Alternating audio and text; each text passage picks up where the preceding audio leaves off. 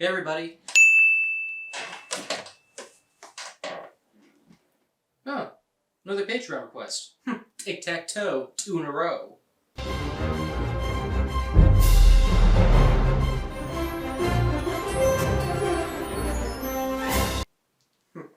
Quite sporadic if you ask me.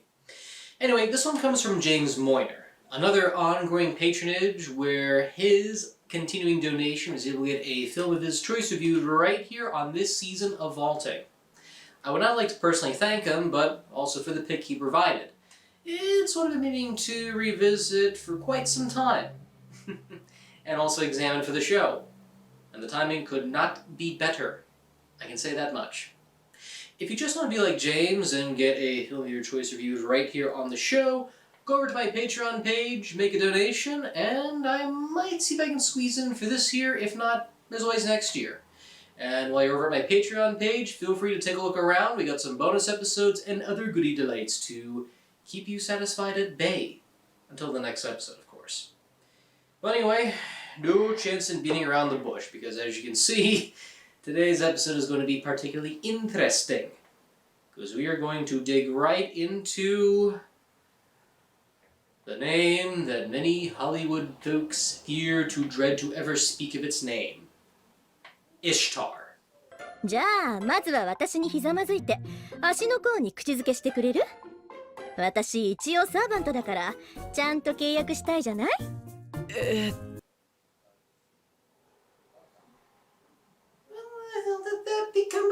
Okay, just for the sake of not turning this into some kind of comedic routine, what we're really taking a look at today is this Ishtar.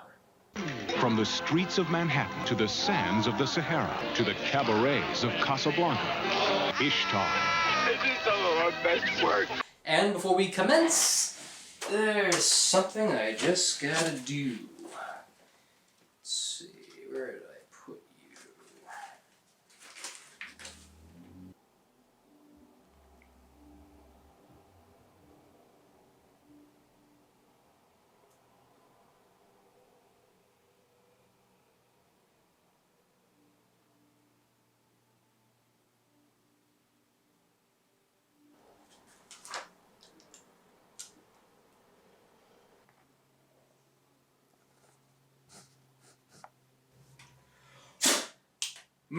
Another one bites the dust on the box office bomb bucket list.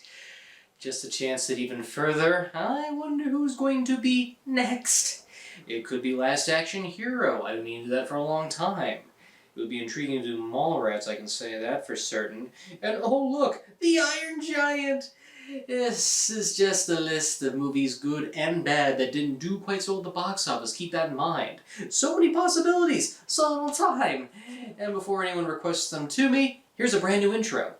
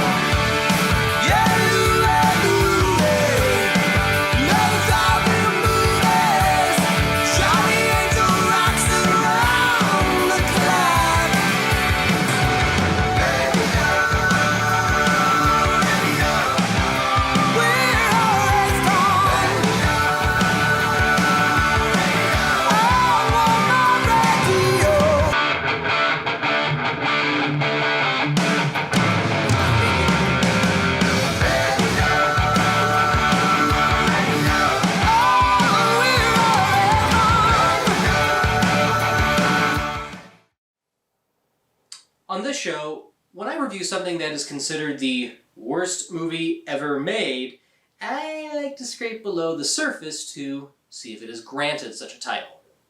more often than not, I will look upon someone's list of films they deemed the worst ever made, and I will tend to disagree with some of those picks.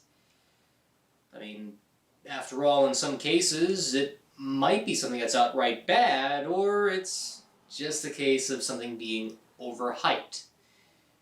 And nowhere's there more than such a clear example, outside of the ones I've reviewed in the past, than today's flick. Enter Elaine May, a comedian who made an impact with her improvisational comedy skills with Mike Nicholas, and has a unique writing talent. Yet Elaine is more notable for her directing talent. Both good and bad reasons. Most of these movies she worked on would go over budget, or at times have extended amount of takes created than actually needed. She was a perfectionist at heart, and that's understandable. Yet two of her notable flicks were subjected to studio interference. A New Leaf, for example, was imperiled to heavy edits from Paramount executives as a 3-hour cut was trimmed into an hour and 47 minutes. When working on Mikey and Nicky, Elaine didn't want to suffer the same situation and fought for final cut by hiding 2 important reels of the movie in someone's garage. She's sort of a female Stanley Kubrick, in a sense. When taking a break from directing, Elaine helped Warren Beatty with screenplay work on Heaven Can Wait and Reds. Feeling indebted, Beatty collabed with Elaine on a road buddy comedy, with Beatty feeling Elaine should direct it. Dustin Hoffman joined in while taking a break from acting on big projects, given he too felt indebted given the extensive uncredited rewrite Elaine did for Tootsie. Originally titled Blind Camel, and the more I think about it, honestly, that would be a much better title for this movie. The concept involved 2 buddies caught in a tug-of-war with the CIA in the emir of a North African country. While the idea was still being tinkered, Beatty and Elaine pitched it to then-head of production at Columbia Pictures, Guy McElwain, in 1985 as a modern-day take on the Road 2 movies. McElwain had some reservations about the idea given Elaine's directorial reputation in Hollywood, concerns over a $25 million budget movie to be filmed outside of the nation, and how much interest the project would hold against modern viewers. Something like Ghostbusters would be more audience attention catching in this time, given this movie had a premise that had limited audience appeal, not to mention Beatty and Hoffman were aging at this point, and there were concerns about location shooting expenses. So why did the movie get the green light? 2 reasons. Number 1, because McElwain used to be Warren Beatty's press agent. Given the solid track record Warren Beatty was carrying at the time, it was hard to turn down a project pitched by someone you knew well from past commitments, and there is the option that said flick could be a hit if moved to another studio. Reason number 2. Columbia Pictures was also owned by the Coca-Cola Company. With the amount of cash flow streaming from the soda giant, and given the cola company had locations in Morocco, this made it easier to station filming in the Sahara Desert, at least until filming started. Again, we must ask ourselves, why Ishtar? Why did it end up the way it did? Was the premise alone pure crap? Far from it, given what it was being influenced by. The 1940s to early 1950s and 1960s saw the Bob Hope and Bing Crosby Road series. 2 vaudeville performers would travel from one exotic location to the next and run into tons of trouble. They would bicker at each other, fight over the lead girl, and all the while carrying a tune.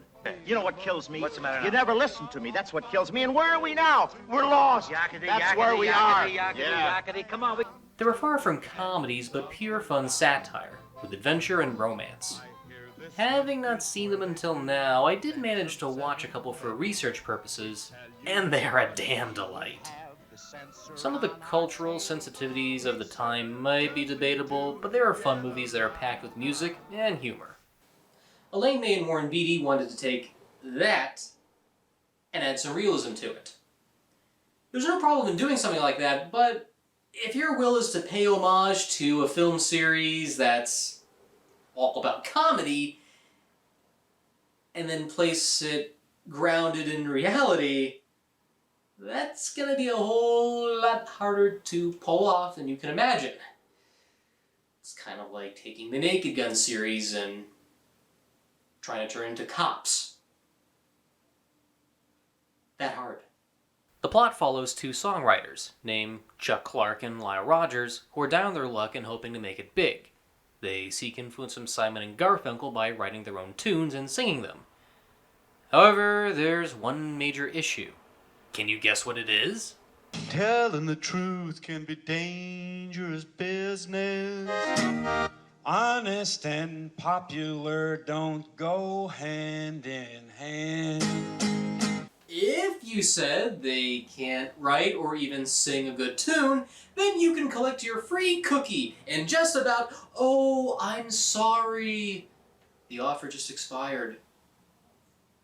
The idea is that both of them are so inept at their work that they have no idea how terrible their act is. The songs are written by Paul Williams, with some added work by Dustin Hoffman and Elaine May, some of which were even created at the last minute. I admit, the songs are unique given how purposely bad they are, yet there is something whimsical about them. If you admit that you can play the accordion, no one will hire you in a rock and roll band. I'm leaving some love in my will. Yes, I'm leaving some love in my will. She said, come look, there's a wardrobe of love in my eyes. Take your time, look around and see if there's something your size. Seriously, not even Weird Al would touch material like this. They're uncivilized and filthy and crude. Oh, they're just different. On a side note, Hoffman and Beattie started to form a friendship during production, and you can feel that here. The way they play off of each other does feel like they're starting to slowly become friends for the first time, and their chemistry does work. What a smuck I was. It's not smuck, it's schmuck. Smuck. Schmuck. Ooh, let me have some of that Cool Whip. What'd you say? You can't have a pie without Cool Whip. Cool Whip? Cool Whip, yeah. You mean Cool Whip? Yeah, Cool Whip. Say shh. Shh. Now say muck. Muck. Now say shh and muck together real fast. Smuck. Say whip. Whip. Now say Cool Whip. Cool Whip. Cool Whip. Cool Whip. Oh my god! Family Guy stole from the worst movie ever made! Ay, ay, ay! Not surprising at all, if you ask me. Hi, tastes How awful! How heartless! How could anyone sink so low as to do a parody of another human being? Unfortunately, there are two problems I have with this. First off, Warren Beatty and Dustin Hoffman can't sing, and that is clearly reflected here. It's one thing to have truly awful song lyrics, but to have them be belted out by two people who can't carry a tune, it drags the comedy potential deep into the ground. I know Ishtar was tailor-made for these two, but wouldn't it be a bit more interesting if you had someone like, say, Josh Groban or Audrey McDonald belt out to this? Software, I'm looking for software. I gotta have software for my machine. Second, while the plight of Chuck and Lyle is presented well in the first 8 minutes, the movie takes a step further by showing a flashback in great detail about how these two met for a whopping 13 minutes. This sequence takes up a good bulk of the first act as we see Chuck and Lyle down on their luck, trying to come up with material, and showing their personal struggles. On the whole, I'm kind of split on this. I do like the character depth at play here, and it helps us understand these two more. I even connect to Chuck more given how he tries to be the brains of the two, but feels disappointed by his lack of progression. However, this sequence feels a bit too redundant. In the first few minutes, we already get the idea Chuck and Lyle are bad songwriters and bad singers.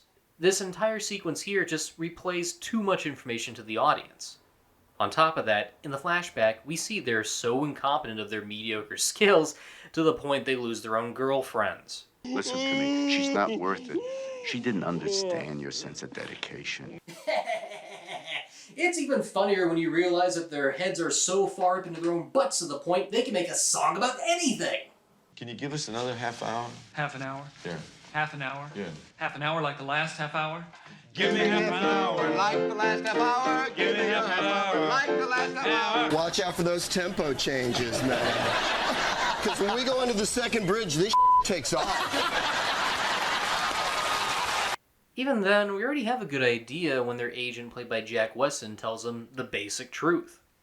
Frankly, you're old, you're white, you got no shtick, you got no gimmicks. Listen to reason. Oh, come on. I'm listening to reason. Looking past that, the first 22 minutes of Ishtar are actually pretty solid. In fact, if you just separate it from the movie on its own terms, it could work as its own shorter, the possibility for a really interesting feature about these two characters. Anything else beyond that? And right here's where things really start to go downhill. So Chuck and Lyle's agent sends them over to perform at a lounge singing gig in Morocco, as the previous act dropped out. Over at the Moroccan border, a group of archaeologists discover a prophetic map of Ishtar that would inflame the entire Middle East. Upon discovery, an agent tries to steal it, but ends up murdering one of the archaeologists while trying to get the map. Before he dies, the guy is able to hide the map with the hopes his sister Shira, played by Isabel Adjani.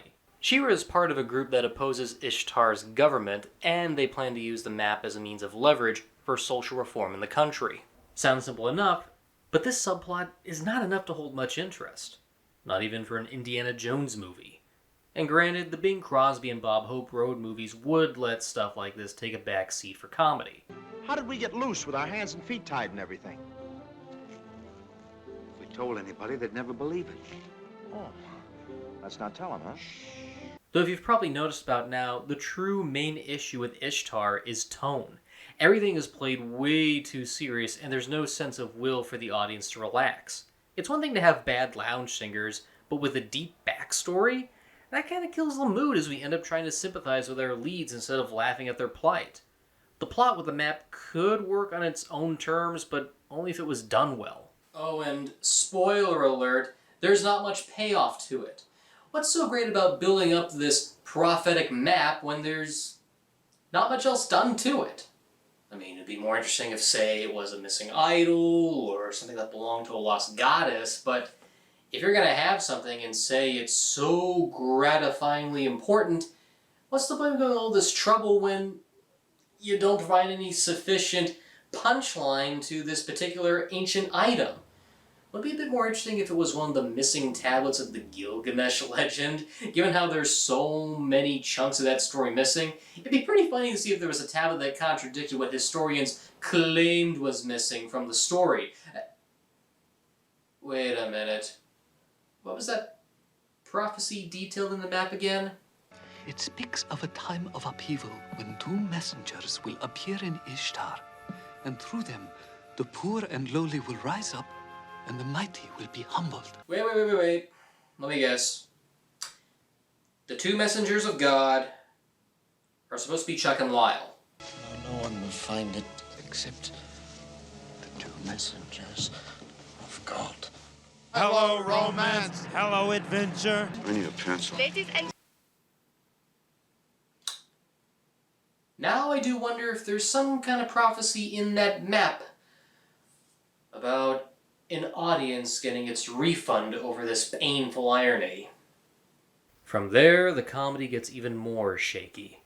There's a strange running gag where Shira meets with them separately and they both mistaken her as a boy. Seriously, if you just listened to her voice, would you even think for a moment that she sounded like a male at all? Look, I'm with someone. She's in the bathroom. I beg you, I'm in desperate need. I'm very flattered, but I'm straight. I found it. And then when I asked around, I was told that the owner was staying here. Oh, what do you think I am, boy? A fool? I feel bad for Isabella here. I really do. At the time this movie was being made, she was actually in a relationship with Warren Beatty, but that got strained pretty well when filming on Ishtar continued. And to add on top of that, she had a pretty difficult relationship with the director Elaine May upon the endless stream of takes she had to endure from her, and also the battles in ADR looping to try and make her voice sound a bit more masculine. Acting-wise, she is really trying, but her material clashes with the comedic tone. Her character's brother is dead over an ancient relic, and that gets in the way of how comedic the scene plays out when she tries to talk to them. I've been looking for you. Why? Is your life in danger again? What do you need this time, a donor heart? Not to sound like a broken record, but if you want a scene to be serious, play it serious. If it's to be played for laughs, play it for laughs. And nowhere near is it in this scene right here.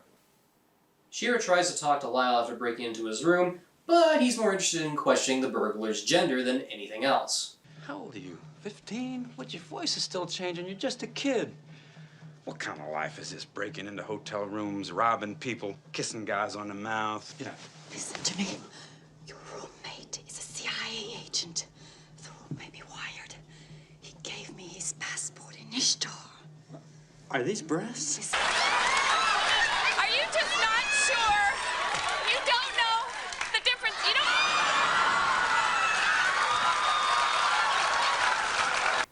Meanwhile, Chuck meets up with Jim Harrison, a CIA agent played by Charles Grodin, who seeks to use one of the singers as a mole.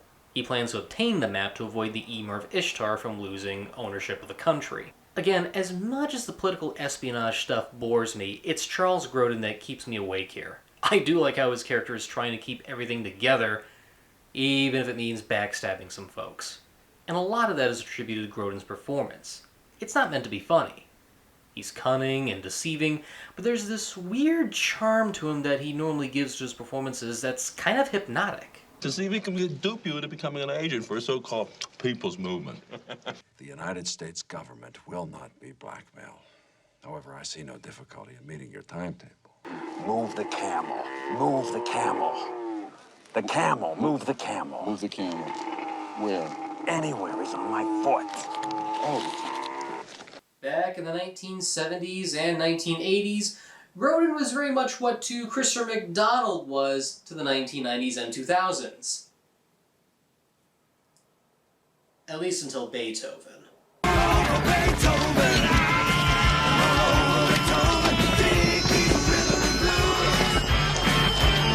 And when we come back, we got more production stories from Morocco, post-production woes, and if that wasn't bad enough, here's a hint. Sad storm.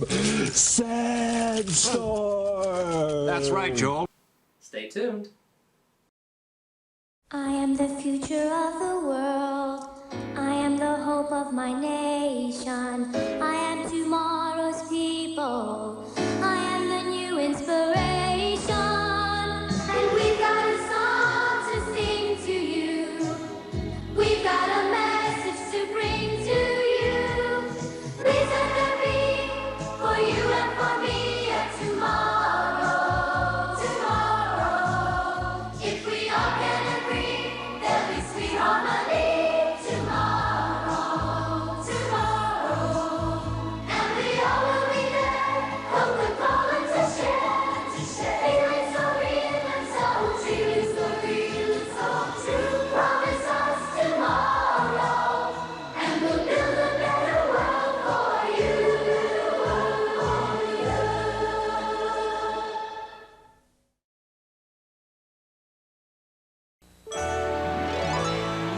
Wish upon a star, makes no difference who you are. Anything your heart desires will come to you. Phil Simms, you just won the Super Bowl. What are you doing next? I'm gonna go to Disney World.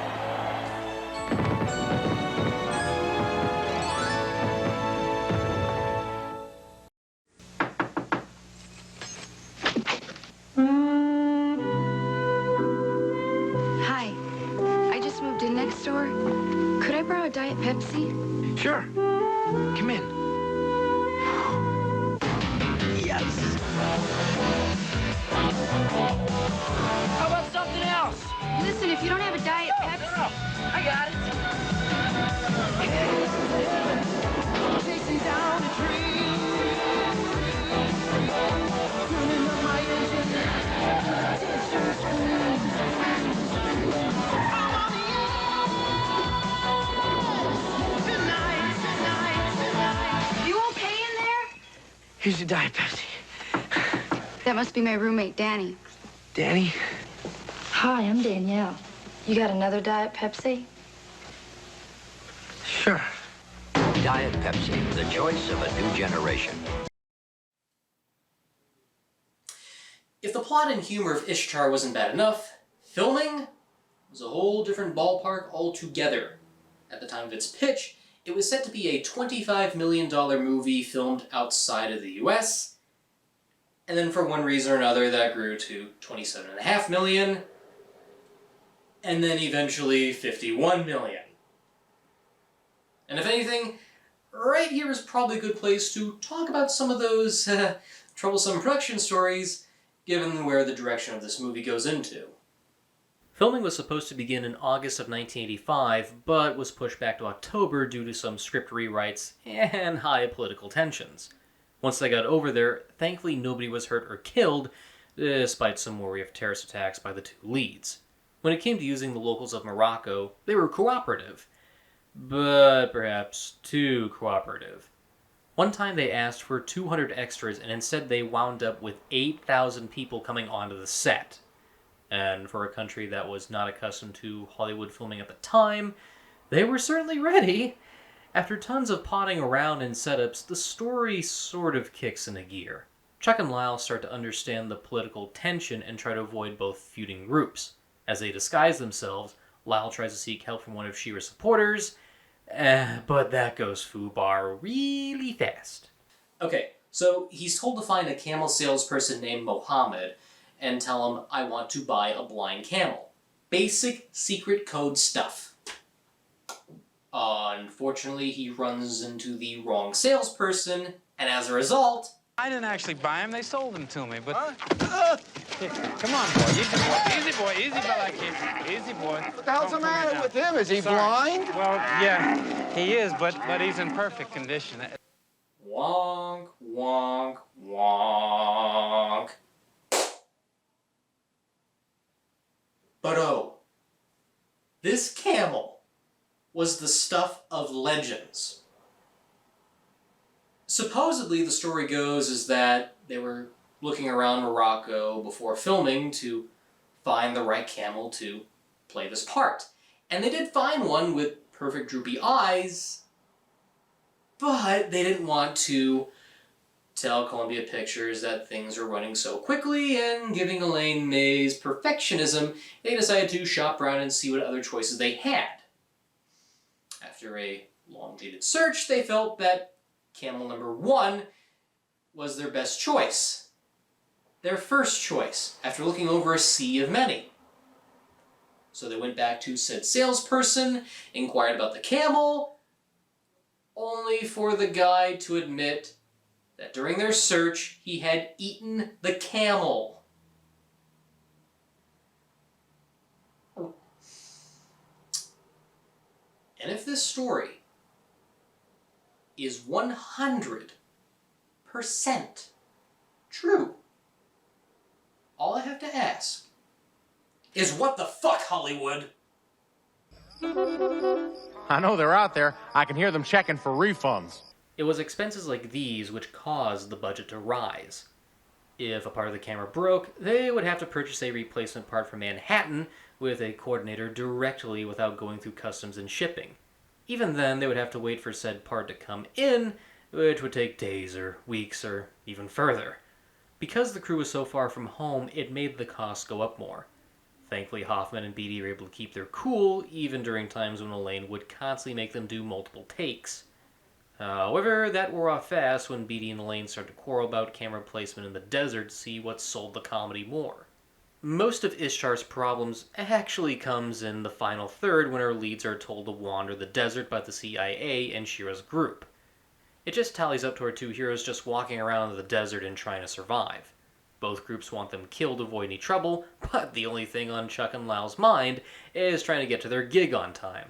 Now we're going to get blackballed at the Sheikh Casablanca. We're never going to work in Morocco again. They're going to call Marty. Word's going to get out. We will never get another booking. What have you done? What have I done? Yes. You're blaming this on me? Yes, I am. On me? On you. You're a spy. That's how come everybody's trying to kill us. Well, this is a joke. You think those guys are after... Is the sand blue in my eye?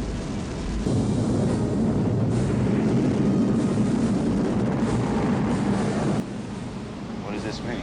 This must be one of them once-in-a-lifetime things, like a glacier's melting.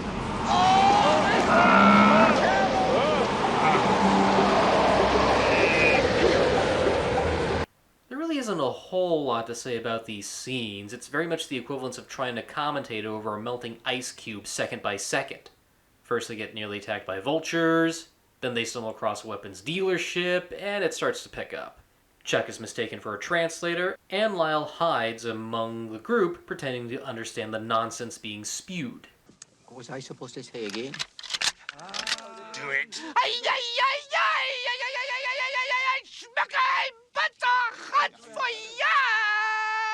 Hat's for ya! That's hat for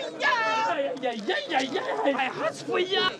Oh, they say they could hardly believe their ears, and do you really expect them to swallow such knock-knock?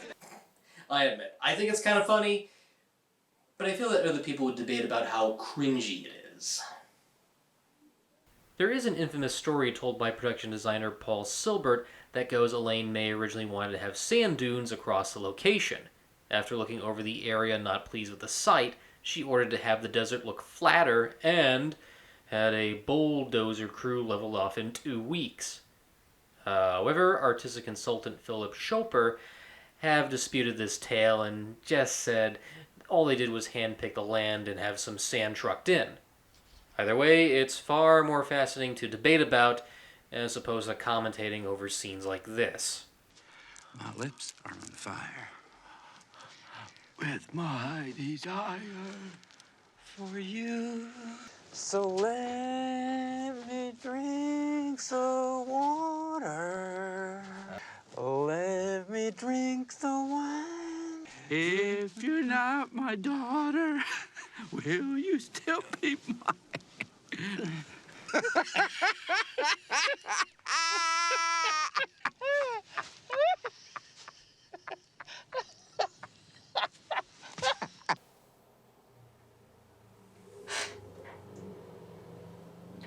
I don't know, what do you make of all this?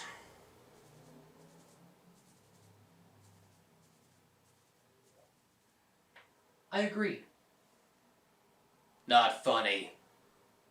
You know, given what little there's left here to analyze, I'm just going to wrap things up. So Chuck and Lyle discover they had the map the whole time, given it was poorly stitched in the jacket he wore. Yep, folks. Before Shira's brother died, the guy stitched the map into his own jacket, Shira carried the coat with her, and it ended up in Chuck's possession while Shira tried to get into Morocco. And I put the coat on her! It leads to a big showdown between our leads and the CIA, which is not too bad, despite it being poorly staged. Run, Smuck! They're trying to kill us! Run! Run in a crooked line!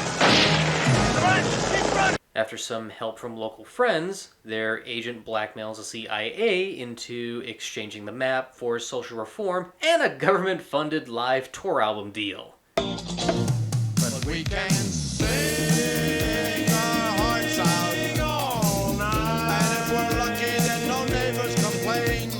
So, yay for the artists, but down with the politicians? Oh well, unlike Florence Foster Jenkins, at least they won't get a movie deal. And if filming was a nightmare, this movie got screwed even further during post-production. After filming ended on May 24th, 1986, 3 editors were hired to chop down 104 hours of film into 107 minutes. During that, Guy McElwain was replaced by British producer David Putnam, who distanced himself from Ishtar due to past experiences butting heads with Dustin Hoffman and Warren Beatty. He even went as far as to go on a vacation in England once the movie was released.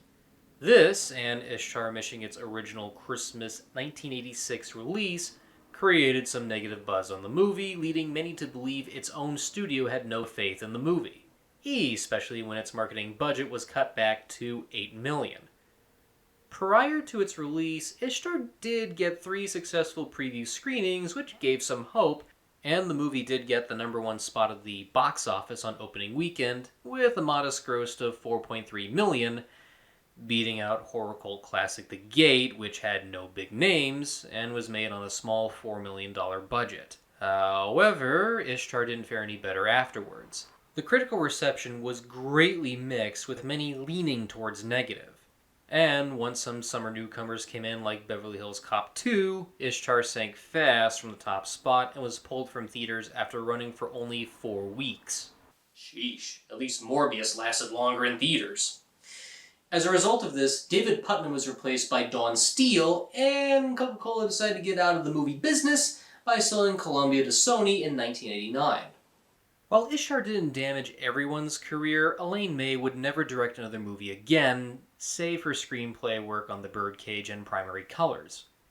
The movie itself has gotten a reputation for being one of the worst, or seen as a misunderstood gem. Interestingly, some notable directors like Quentin Tarantino, Edgar Wright, and Martin Scorsese have come forth and cited it either as their favorite, or feel the flick is underrated. Even Far Side cartoonist Gary Larson went as far to publicly apologize for a comic strip he made parodying the movie, claiming that he'd not seen it at the time until later on an airplane ride, and admitted to have been amused by some of it.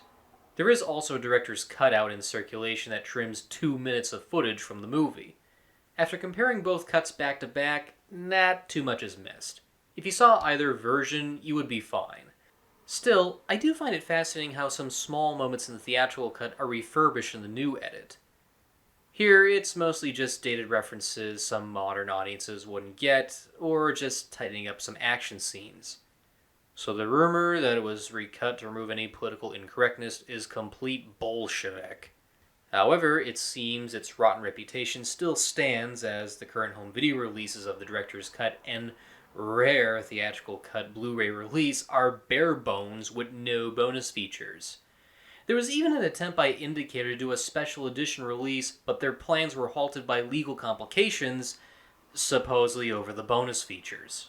Damn it, Columbia Pictures and Sony! If Universal Pictures can suck it up and let Howard the Duck get a 4K Blu-ray release, then you too can let Ishtar find its audience. In all seriousness, I just think Ishtar is okay. Warren Beatty and Dustin Hoffman are good together, Charles Grodin is worth seeing for this movie alone, and there are some decent chuckles here and there. The premise could work, and I can see certain points when it can be funny. What prevents me from recommending it is the tone. Everything is played way too serious for me. And again, something like this could work, and the best example to counteract that is Beavis and Butthead Do America, which allows for a great realm of satire given how a bunch of big government FBI agents are led to believe that a pair of horny couch potatoes are criminal masterminds. Give us the unit now. Why does everybody want to see my schlong? If things were played more absurd, like maybe have scenes where Hoffman and Beatty start to see mirages in the desert, I'd be a little more on board with it. If this wanted to be an homage to the road movies, it would need to get its feet off the ground and really go absurd. Why not play into the paranoia of what the map could do? Why not play around with the romance plotline more? Either way, it's a nice attempt, but Ishtar is a little too serious for my own comedic taste. So, is Ishtar the worst movie ever made? I don't think so. There clearly is some talent and effort behind and in front of the camera, but I wouldn't say it's my cup of tea. If there was a little more absurdity to it, I would definitely say it's worth checking out, but for what it is, it's decent. But don't take my word for it. It has its own audience, and those who are ready to pelt them with a set of bricks and pitchforks, and God knows how many torches. And just to ensure that I have the ability to piss off both sides, I have right before me a top 10 list of movies that I believe are worse than Ishtar. And by the by, if David Letterman sues me for this bit, don't worry man, the check is in the mail. So, with that said, here we go, the top 10 movies I believe are worse than Ishtar. Sitting at number 10, The 1517 to Paris. If you thought Elaine May had an ego while filming Ishtar, oh boy. Eastwood had no idea what he was doing, taking a small, simple event and bloating it to a big biopic that wasn't even needed. But hey, can't be as bad as number 9, Bonfire of the Vanities. Ooh, the Brian De Palma 1990 adaptation. You know your movie is pretty bad when its own trailer spontaneously combusts when you watch it. Let's see here. Number 8, we have Coming to America. Nothing personal, Eddie. It was either that or Pluto Nash. And to be honest, I remember more about Pluto Nash than I do with that one. Moving onwards to number 7, Joyful Noise. Less said the better. Alright, number 6 is Beverly Hills Vamp. Word to the wise. Never have Eddie Deason be the lead in your comedy horror flick. As a side character, yay! Leading hero, there's only so much Eddie Deason one can handle. Sitting at number 5 is Year of the Gun. Another boring espionage flick of mistaken identity. It's something about an author who writes a book, who transcribes certain events that coherently happen at the same time, where an assassination is taking place. How can you make something like that boring? Honestly, how can you? More like, you're the bargain bin bestseller. And jumping over to number 4. Number 4 is Leonard Part 6. Need I say more? Because the Jell-O tastes stale! And coming in at number 3 is Mad Magazine's Up the Academy. Ooh, that was a hard one to watch. Oh, you don't believe me? What could possibly go wrong with Mad Magazine's attempt at Animal House, you ask? Oh, let me show you a clip. It just seems to me that the son of the mayor of one of the most respectable towns in Michigan should at least know the meaning of the word rubber, especially in an election year. Candy and I love each other, Dad. We want to do the right thing. You will. You will. What's that? You didn't laugh? Let's try this joke. I was just on my way to the laundry. Why don't you slip out of your little undershorts? Thanks anyways, sir, but we're gonna do our laundry tomorrow. Oh. See you in ballroom dance class. Would you also like me to toss in the live-action depiction of Alfred E. Newman that Rick Baker specially designed? No. You don't want to see that kind of nightmare fuel. Trust me. And we move on up to number 2. Alright, number 2 is the 2015 Vacation reboot. Oh sure, you can say Ishtar is unfunny, but give Dustin Hoffman and Warren Beatty some credit.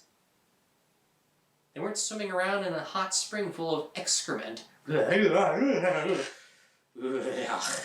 then finally, sitting at number 1, if you've been watching this show since the dawn of time, you probably have a good idea already at what it is. Sitting far, far, far at number 1, the top film I believe is worse than Ishtar is Wired. Wired. Wired is number 1. Always will, and always shall. Word to the wise.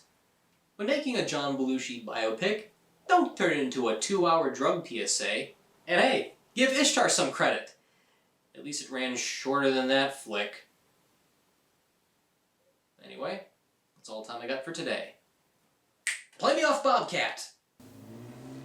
All right. Let me tell you, that list right there, that's some real kooky stuff.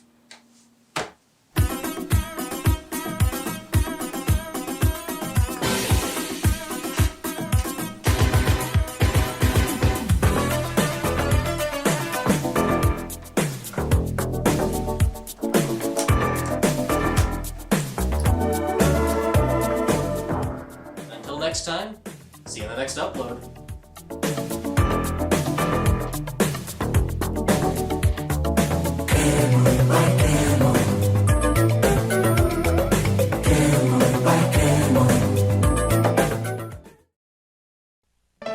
You've never seen TV like this. Head spins. Very good. Because this isn't TV. It's hell. It's party time! It's excellent! Time to rock and roll. Our parents are trapped in television. Where have you been? Stay tuned. That's entertainment. Rated PG. Starts Friday, August 14th at a theater near you.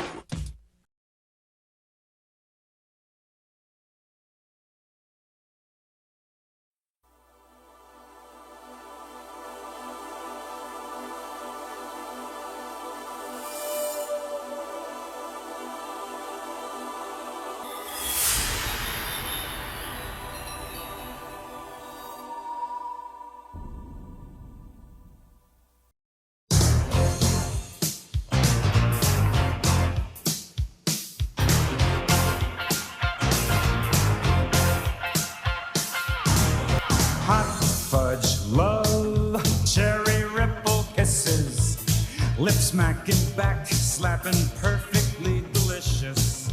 You are a meal for my heart, you are a portable picnic.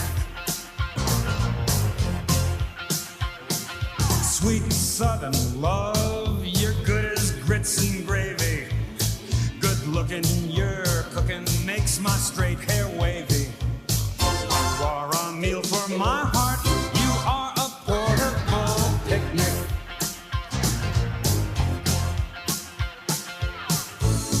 You give love freely and you talk with your eyes, and it doesn't cost a nickel. Fill up my heart, but when we're apart, mine starts to melt like an orange popsicle.